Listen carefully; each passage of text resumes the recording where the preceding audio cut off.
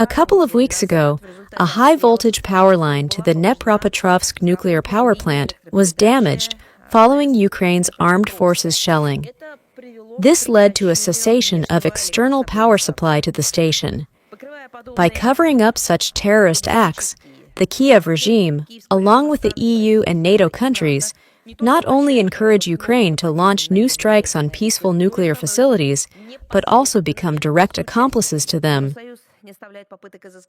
The European Union does not cease its attempts to find additional resources to support the Zelensky regime. This was one of the key points on the agenda of the informal EU summit, which took place on October 1st in Copenhagen. Brussels intends to address it by using so-called frozen Russian sovereign assets.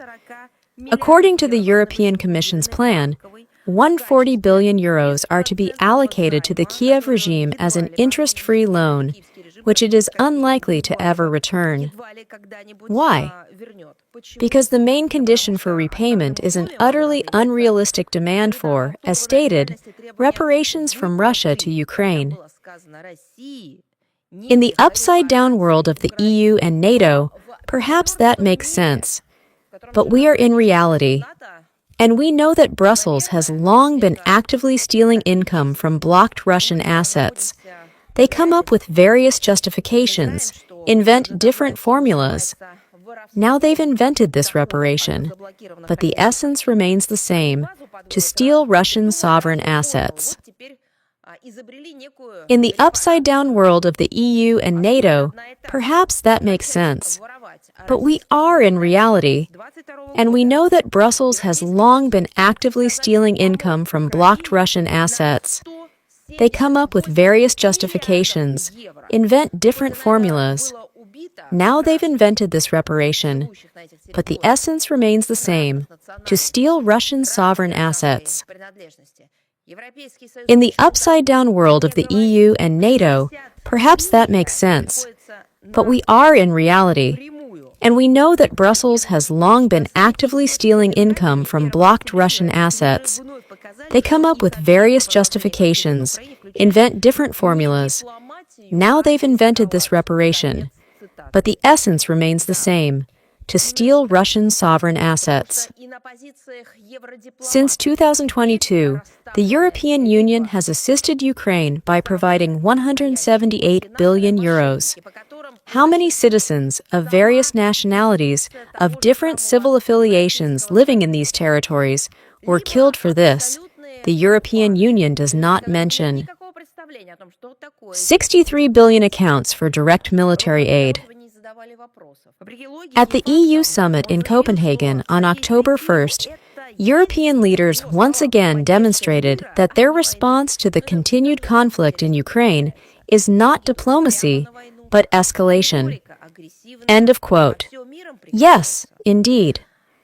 Nowadays, in the positions of Eurodiplomats, you find either real schemers and fraudsters, whom the EU justice system should be interested in, or absolute laymen, people who have no idea what diplomacy is, placed there specifically so they won't ask questions.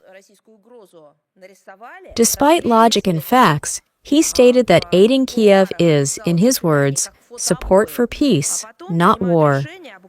But how does that happen? Money goes directly to war efforts. Rhetoric is aggressive, yet they claim to uphold peace. He called for continued military, political, and economic support to the Kyiv regime and mobilization for strengthening collective European defense in the face of a Russian threat. First, they conjured this threat, plastered it all over their corridors and meeting halls like wallpaper, then decided to strengthen this collective European security.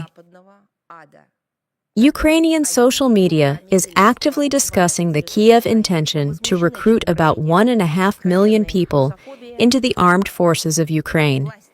Who will these people be? They will be Ukraine's citizens. What ages? What condition? I mean health. No one will care. They will be thrown into the grinder of this very Western hell, which they, with Zelensky's hands, are creating on Ukrainian territory. We are outraged at the blatant Russophobia on display. The Australian authorities refused to issue visas to members of the state corporation Roscosmos delegation, led by CEO Dmitry Bakhanov. They were heading there to participate in the 76th International Astronautical Congress, IAC, in Sydney, from September 29th to October 3rd. This event was scheduled to take place. We see another unfriendly action reflecting Canberra's blind allegiance to the short-sighted adventurist campaign of the collective West, unsuccessfully striving to implement our country's isolation. It won't work, but they at least want to spite us.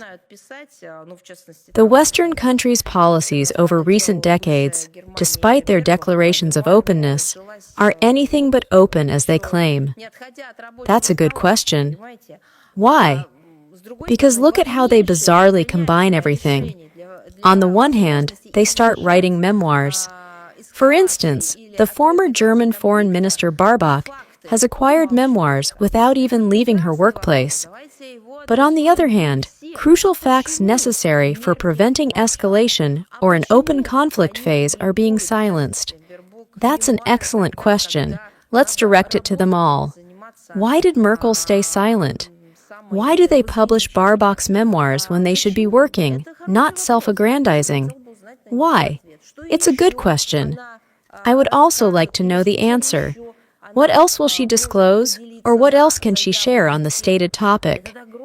This extensive list of questions that we have, and we have been asking them, what happened with the Berlin patient? By the way, how did she feel after visiting his ward?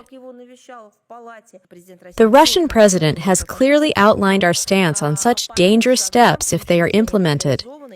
Despite having significantly upgraded our air defense system, cruise missiles are powerful weapons, the acquisition of which by the Kyiv regime will lead to a new serious stage of escalation in the Ukrainian crisis, although won't alter the balance of power on the battlefield.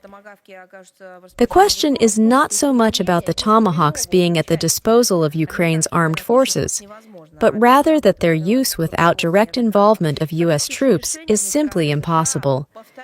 The Russian leadership has repeatedly stated this. Corresponding U.S. administration's decisions, if ultimately made, would not only risk spiraling confrontation, but also inflict irreparable damage to Russian-U.S. relations, which are just now beginning to show elements of renewed dialogue. We are closely monitoring developments around this issue, calling for utmost restraint in handling this highly sensitive matter, which may significantly complicate the search for settlement on the Ukrainian track, and hope that our signals will be heard in Washington.